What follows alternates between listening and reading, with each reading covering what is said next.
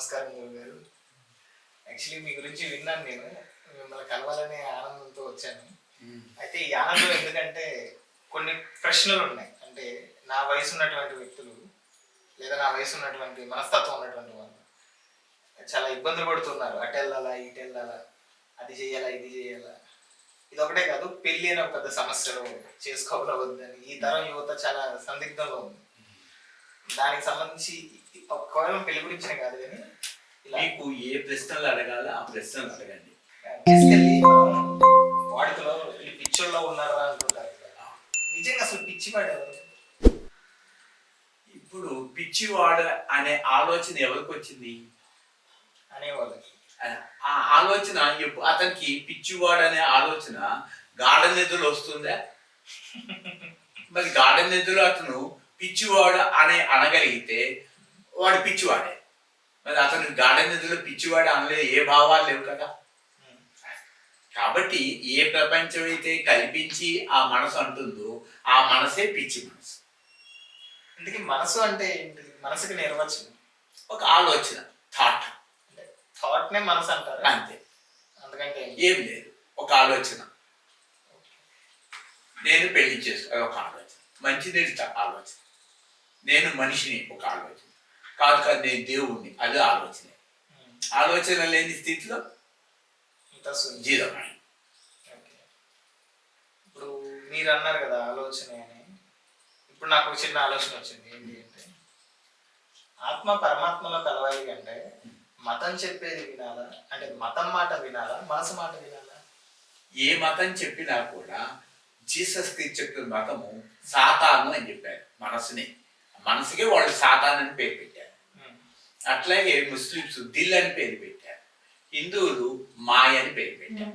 ఒక మంచినీరుకే నీరని, వాటర్ అని, పాని అని ఎలా అయితే పేరు పెట్టారో ఈ అన్ని మతాలు కూడా ఆ మనసుకే 3 పేర్లు పెట్టారు.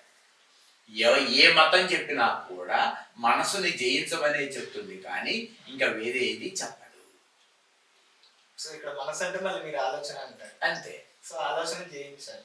ఆలోచన పోని గాఢ నిధులు ఆలోచన చేయండి, చూద్దాం. ఒక్క ఆలోచన చేయండి, నీకు కోట్లు క్యాష్ ఇస్తాను, భూమి మొత్తం ఇస్తాను. పాసిబిలిటీ అవుతుందా గాఢ నిద్రలో? మరి లేదు కదా, లేని ఎందుకు అడుగుతావు? సో అంటే మతం అనేది మనసు నుంచి పుట్టిందే మతము, కులం కూడా మనసు నుంచి పుట్టిందే, ప్రపంచం కూడా ఒక ఆలోచనే, భూమి ఒక ఆలోచన. కానీ ఏ ఆలోచన లేనప్పుడు ఐ థింక్ నేనున్నాను, ఆలోచన ఉంది, ఆలోచన లేదు, నేనున్నాను. నేనుని ఎక్స్ప్లెయిన్ చేయలేవు. అదే సో తల మీద ఎటుకలు ఉండొచ్చు, ఎటుకలు లేకుండా తల ఉంది కదా. అలాగే నాకు తలపులు లేకుండా నేనున్నాను, నేను తలపులు ఉన్నాయి అంతే. తలపులు నా నుంచి పుట్టే, గుండె ఉంటుంది నా నుంచి ఎటుకలు పుట్టా అంటే, అంతేగా ఈ ఎంటుక నుంచి తల పుట్టాను. ఇండియన్ ఎక్స్పీరియన్స్ అంటే ఐ థింక్ ముందు నేనున్నాను కాబట్టి థాట్స్ ఉన్నాయి. థాట్స్ లేవు, డీప్ స్లీప్లో నేనున్నాను. That's all. ఓకే.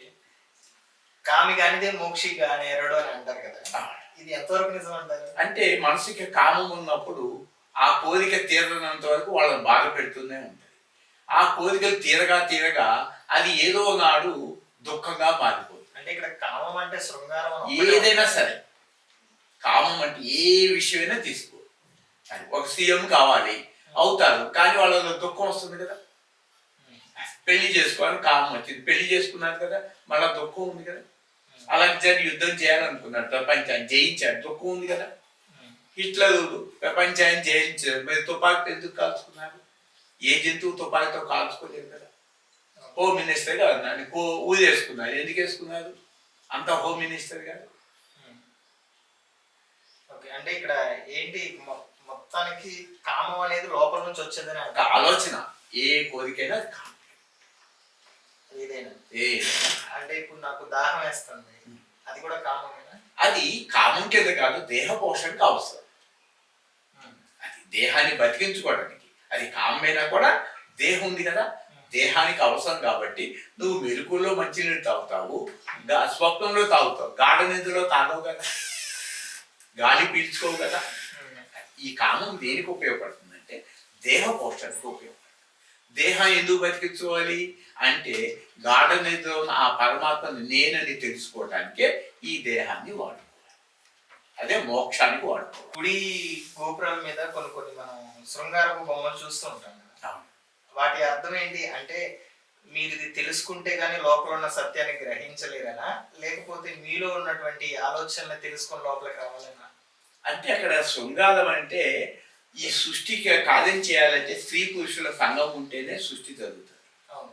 ఆ సృష్టి జరగాల్సినప్పుడు ఆ స్త్రీ పురుషులు పెళ్లి చేసుకొని వివాహం చేసుకొని ఇలా సంతానం కలుగుతారు.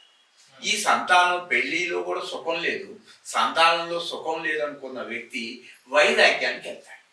అప్పుడు దాకా కామం ఉంటుంది, కామంలో సుఖం లేనప్పుడు వాడు మోక్షం ఇసుగు పుడుతుందన్నమాట. తిని సెక్స్ చేసేసి రాజకీయ ఏ రంగమైనా ఇసుగు పుట్టి వెక్స్ అయినప్పుడు ఏంటి లైఫ్ అని మనిషి ఏదో నాడు అన్వేషిస్తాడు. గౌతమ బుద్ధుడు అన్వేషించాల, బయటకు వచ్చాడు, ఒక వ్యాధిగ్రస్తుని, ముసలివాడిని, శవాన్ని చూశాడు. ఇంతే కదా అనుకున్నాడు. మరి ఎన్ని శవాన్ని చూడలేదు? అంత శవాన్ని చూసి రాజ్యాన్ని వదిలిపెట్టి వెళ్ళిపోతే, ఇక్కడ తల్లి చచ్చిపోతే తల్లి నగలు దాచి పెట్టుకున్నాడు, తండ్రి చనిపోతే ఆస్తులు రాయించుకున్నాడు. అదే తండ్రి చనిపోయి ఏం తీసుకెళ్ళలేదా, రేపు నేనేం తీసుకెళ్ళగలను అని అనుకుంటే అప్పుడు వైరాగ్యం వస్తుంది. విచారణ చేయాలి. అంటే ఈ వైరాగ్యం దేని వల్ల వస్తుంది అంటారు? అదే కామం చేసి దాంట్లో విసుగు పుట్టినాడు. ఏమని చూడండి, చివరికి ఏమయ్యాడు? ఆత్మకి సరైన నిర్వచనం అంటే ఏం చెప్తారు మీరు? ఆత్మని నిర్వచించామంటే అది అబద్ధము, మాయా. అంతే. ఆ కరెంటు గురించి నిర్వచించండి, ఆకాశాన్ని గురించి నిర్వచించండి, సూర్యుడి గురించి నిర్వచించవచ్చు, భూమిని గురించి నిర్వచించవచ్చు, వాయువు నుంచి నిర్వచించవచ్చు, ఏ పదార్థాన్ని నుంచి నిర్వచించవచ్చు. ఇది పదార్థం, అది స్వరూపం. అందుకని సైంటిస్టులు అయినా కూడా ఆ రెండింటికి మధ్య తేడా మనసుని తీసేస్తే మైండ్ కొలాప్స్. అంటే ఇక్కడ మా వయసు ఉన్న వాళ్ళకి, అంటే మీ వయసు ఉన్న వాళ్ళకి అనుభవ జ్ఞానంలో మీకు అర్థమై ఉండొచ్చు, కానీ మాకు అర్థం చేసుకోవడానికి ఒక సాధారణ వ్యవహార పద్ధతిలో చెప్తే ఆత్మకి ఏదన్నా ఒకటి అస్సలు అది నిర్వచించటం అంటే అది అనాత్మ. దేని గురించి అని చెప్పు, మనసు, ప్రాణము, దేహము, ఏది గురించి చెప్పు.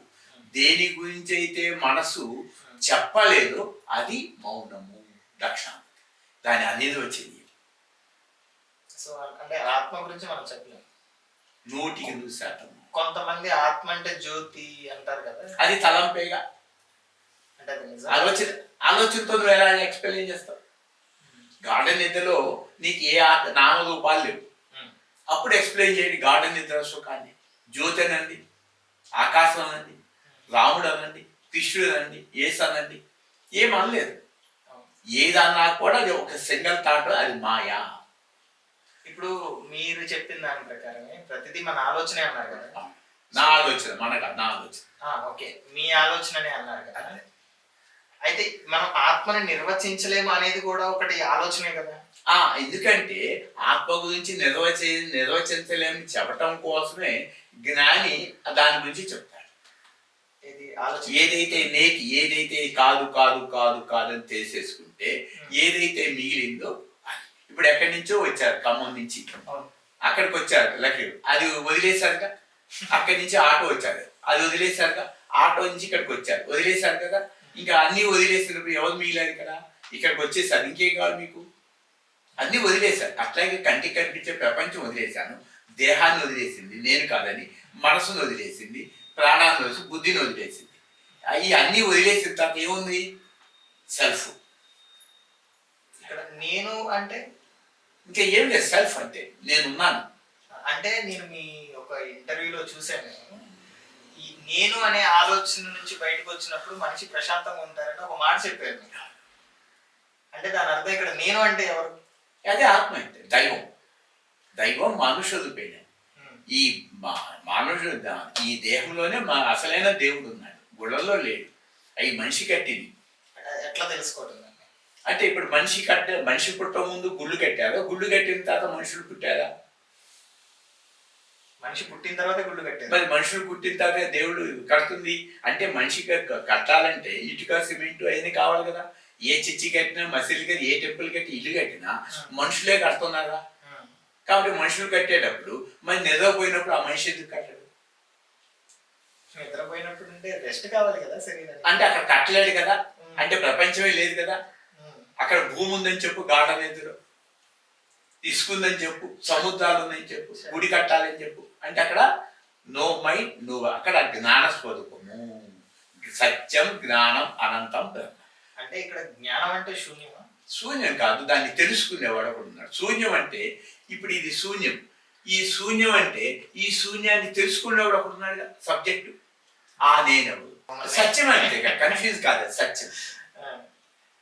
క్షేత్రము క్షేత్రుడు, ఇది ఆబ్జెక్టును చూసేవాడు ఒకడు ఉన్నాడు కదా, భగవద్గీత అది కదా.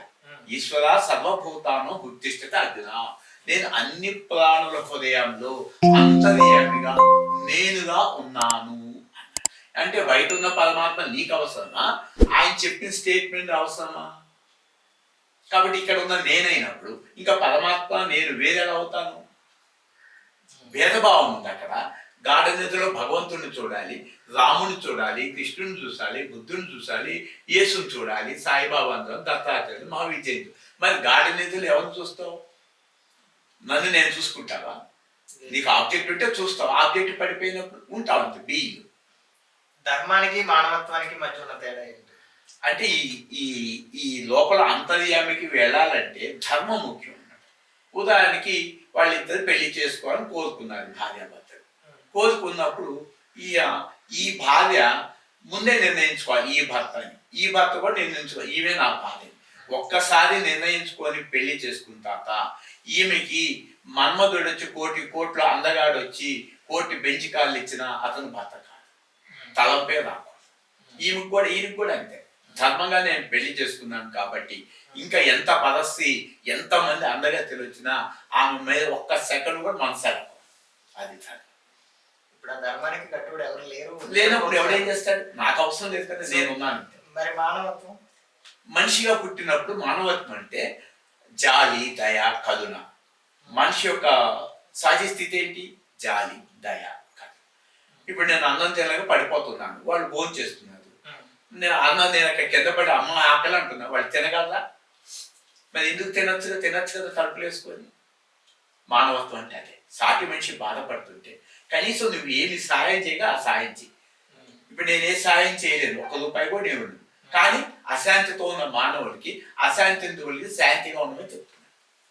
ఒకప్పుడు ఇవ్వగలను కోట్లు, కానీ ఇప్పుడు లేదు. అంటే డబ్బులో నేను ఎంత ఇచ్చినా అడుగుతున్నారే, డబ్బు అడుగుతున్నారే కానీ దీనికోసం లేదు. అందుకని పైసా పడిపోయి. మీరు స్టార్టింగ్ లో ఒక మాట అన్నారు కదా, ఆలోచన లేనిది అసలు ఏమీ లేదు, గాఢ నిద్రలో మనం అసలు ఏం చేయలేము. కాన్షియస్ లోనే ఆ గాఢ నిద్రలోకి వెళ్ళలేము. కాన్షియస్ కూడా అయిపోతేనే గాఢ నిద్ర అవుతుంది. అంటే బియాండ్ మైండ్. ఆ మైండ్ స్టేట్కి దాటిన తర్వాత, ఆ మైండ్ దాటిన తర్వాత తన మనసు తన అధీనంలో ఉంటుంది పూర్తిగా. ఎందుకంటే ఇప్పుడు కొంతమంది సద్గురువులు, పేర్లు కాదు కానీ కొంతమంది సద్గురువులు అని చెప్పుకునే కొంతమంది వ్యక్తులు ఏమంటారంటే, మీరు కాన్షియస్ లో ఉన్నప్పుడే మీలో ఉన్నటువంటి దేవుణ్ణి కానీ లేదా అల్టిమేట్ మీ శరీరాన్ని, మీ ఆలోచన పరిధిని దాటేసిన తర్వాత మీలో కనబడే ఒక అతీతమైన శక్తిని మీరు గమనిస్తారా? దానికి మీరు కాన్షియస్ గా ఉన్నప్పుడే సాధ్యం. గమనించడం కాదు, గమనించబట్టి ఇంకా డూయింగ్ ఉంది. బీయింగ్ లో ఏం లేదు. గాఢ నిద్రలో ఇక గురువు శిష్యుడు కూడా అక్కడ లేడు. No mind no world. ఇంకా గమనించేవాడు లేడు, డూయింగ్ బీయింగ్ ఉందంతే. గాఢ నిద్రలో కేవలం ఉన్న ఉనికి. అక్కడ సముద్రాలు ఉన్నాయని చెప్పండి, భూమి ఉందని చెప్పండి, నీకు దేహం ఉందని చెప్పండి, గాఢ నిద్రలో నాకు ప్రాణం పోతుందని చెప్పండి, మనసు ఉందని చెప్పండి, సమస్య ఉందని చెప్పండి. నాకు సమస్య లేదు, ప్రపంచమే లేనప్పుడు సమస్య ఎలా ఉంటుంది? వాళ్ళ అమ్మాయికి పెళ్లి చేసింది ఆమె, అల్లుడు పుట్టాడు, అల్లుడు చచ్చిపోయాడు అని చెప్తాం. ఆమెకి సమస్య ఇంకా పెళ్ళే కాదు, అల్లుడు పుట్టలేదు, అల్లుడు చచ్చిపోతే ఆమెకి ఏడుస్తుందా?